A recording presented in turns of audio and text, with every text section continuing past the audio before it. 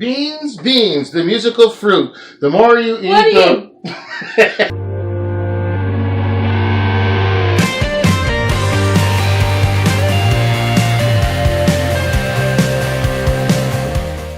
What are you doing?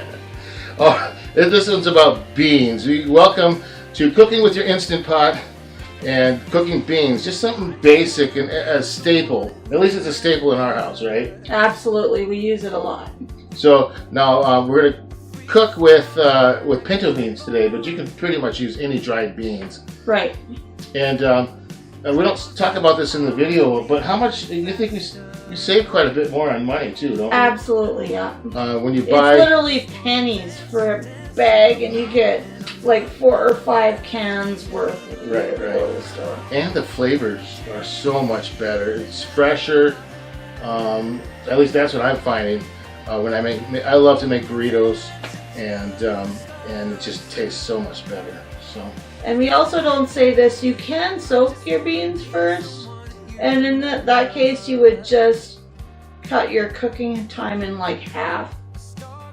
But we don't. We just put them in and it works. Let them go. That's right. Beans. Now we pick pinto beans, but it could be any type of beans, right? Black beans or black beans, garbanzo beans, garbanzos, navy beans, white beans. You can do like a 7-bean mix, but we're just going to do basic beans now. In place of water, we're going to use some chicken stock. All right, chicken broth, and we have store-bought. This actually came through Ruby's Pantry. If you're in Wisconsin, you might know about Ruby's Pantry.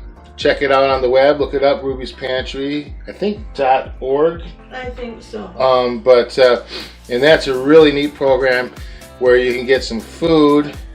Basically, you're paying for shipping. It's $20 a portion, and we generally find we get probably about $100 worth of food, $52 to $100 worth of food.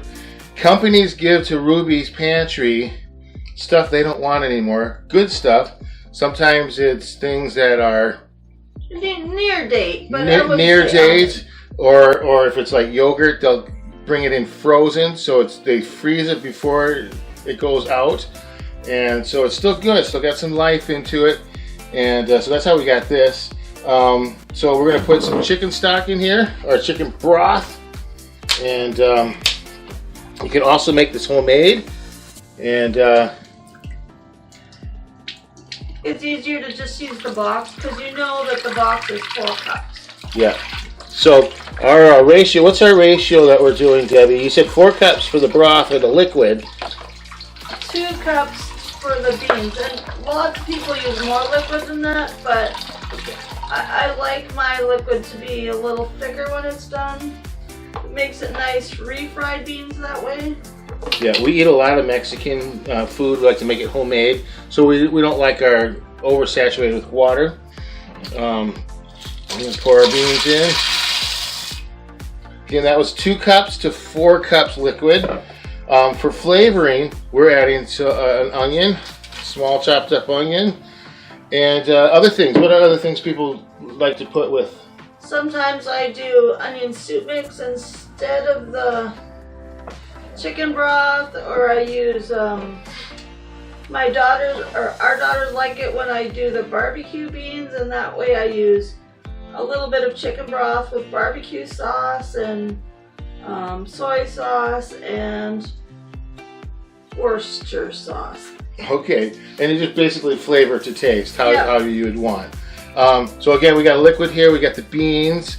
We have some onion. You can also, if you're really looking for a good Mexican flavor to it, add some chopped up jalapenos and set the heat that you want. Rotel tomatoes work? The Rotel can of Rotel tomatoes, they're diced. They can come with just the diced tomatoes, or you can get it with tomatoes and jalapenos or tomatoes and peppers. They have a few different types. Again, before we put the lid on, I like to take and swirl it around, make sure there's nothing stuck on the bottom. Usually if there's something stuck, it has opportunity to burn. Any other comments before I put the lid on? I don't think No. so. Alrighty. There's the lid there. We have contact. And the big thing, don't forget to close your valve, otherwise it means nothing. And then the time on this, let's talk about time before I get there. You said the books in generally say how much time to cook? 45 minutes plus your time for pressure, so it takes about an hour. So 45 minutes to cook plus the time about 15 minutes to come to pressure. But you like to do it a different way. How do you do it, Debbie? I do it in an hour plus, so altogether it would be an hour and 15 minutes. It is cooked after 45 minutes. So if you're going to use it in another recipe like we're going to, you'll cook it for 45 minutes. But if I'm cooking them just to eat, I prefer them an hour. Because they're a softer. Yeah, it makes a nice softer bean, easier to mash if you're going to make a refried out of it. All right, let's get going. We're going to do 45 minutes again, like Debbie said, even though we prefer an hour, because we're gonna take some of these beans and we're gonna make a recipe that we're gonna add chicken to it, and so when it cooks with the chicken, it'll finish off and make it a softer bean like we like. So we're gonna hit the pressure cook. What does some of the other machines call it? Manual button. Manual button, and want it on high, and we're gonna go up to 45 minutes.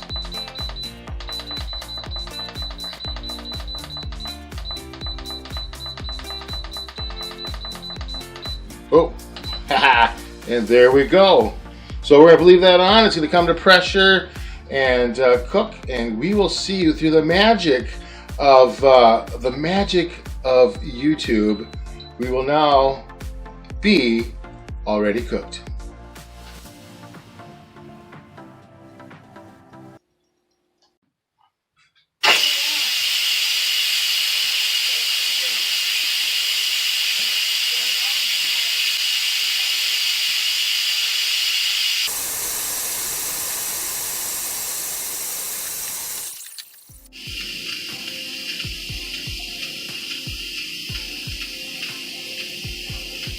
All right, this is wrapping up. I'm just about done.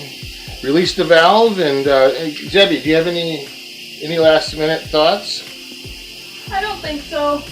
We'll open it up and see what we get and go from there.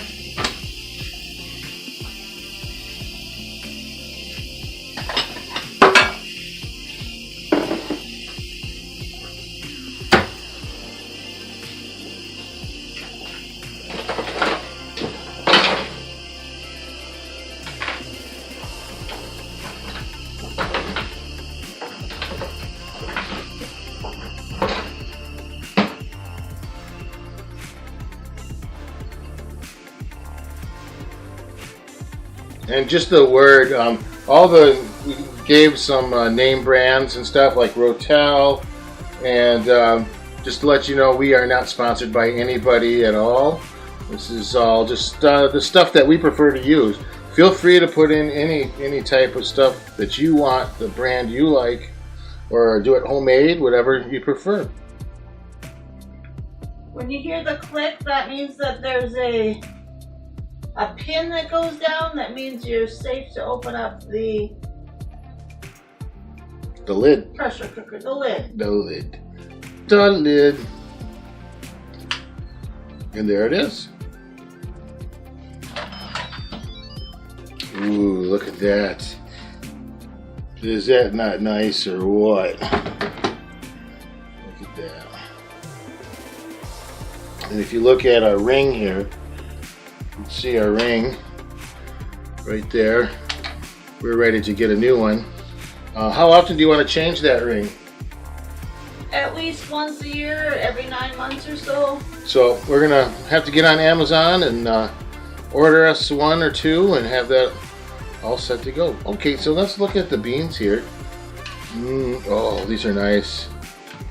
These are nice. Makes me want to make a nice bean burrito or add some meat to it. So now you can take those beans and put them in anything you prefer. You're ready to go. Look at that. Fresh beans. Little crunch to them at the 45-minute cooking that we did. And like I said, we're gonna take this and move on and cook something else with that. We'll have a link below or a link at the end so that you can learn. What is the recipe? What is that we're gonna make that we'll put it in? Tortilla soup. Tortilla soup. So this is something we use normally with a slow cooker, but that we're converting over to the Instant Pot. So we'll have a link for that. And yeah, let us know in the comments what you think or what you do when you make beans. Do you have an Instant Pot that you make this in already? Well, that was fun now, wasn't it? Oh boy, the smell of beans. This house is starting to smell really good. We just, before we recorded the beans, we recorded the segment with the rice. And by the way, if you haven't seen that, look at the end of this video. I'll have a link there for you to go. Hey Pudding, how you doing? Pudding has come to visit. Debbie talked about it a little bit, that you could really save a lot of money by cooking your beans homemade. And boy, you really want to say hi. This is our puppy. Well, he's not quite a puppy, but this is Pudding. He's a puppy at heart. That's right. You look dark like a pinto bean. Maybe we should call you Pinto. Kisses. Yeah, alright. So we're going to say goodbye for now. Come back. We're going to have another video in the next few days where we'll be doing something with these pinto beans, alright? For now, we'll talk to you later. I'm Steven. I'm Debbie. This is Pudding. And we're going to say goodbye. From our family to yours, have an awesome day. Bye.